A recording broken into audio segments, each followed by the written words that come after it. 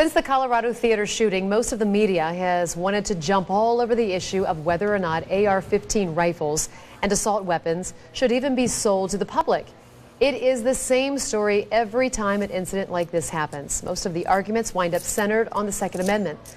So what was the Second Amendment really about, and what does it protect? These kind of weapons. Ben has the reality check you won't see anywhere else.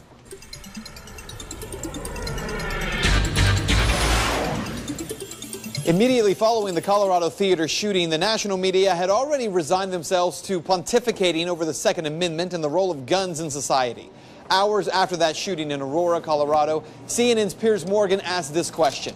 Quote, "You tell me a good reason why we should not strengthen the law now to stop another young man like him going into a store tomorrow, buying 4 more weapons, 6,000 rounds of ammunition on the internet, and killing and shooting another 70 people in America."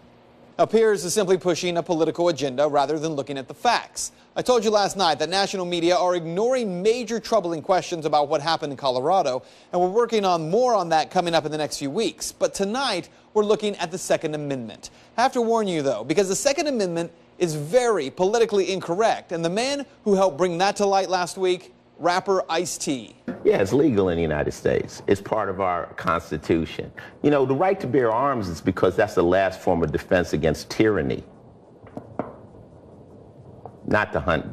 And the thing is, Ice-T is historically correct. The Second Amendment is fairly simple, stating, quote, "A well-regulated militia being necessary to the security of a free state, the right of the people to keep and to bear arms shall not be infringed." To be clear, the militia is not regular military. They were farmers and blacksmiths who went about their daily lives. But notice that the amendment says this is for the security of a free state. According to the 1828 dictionary and other historical documents of that day, they refer to a state as an independent nation. The Second Amendment was put in place to remind the newly formed federal or general government that each state's citizenry would be armed and ready to defend themselves should the need arise. Remember, the United States was a plural term.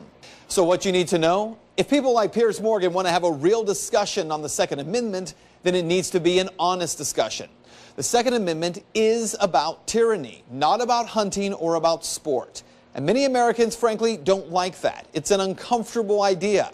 Look, you may believe that protecting yourself from government is ludicrous, and yet the ability for citizens to have not just the power to elect and to choose leaders, but also the power to protect themselves violently if necessary from tyranny is historically what the founders created. Maybe the reason we aren't having honest debates about guns in this country or the Second Amendment is because we aren't honest about why those guns were allowed in the first place. And that is Reality Check. If you'd like to make your voice heard on the story, head over to Ben's Facebook page. Find it by searching Ben Swann, WXIX.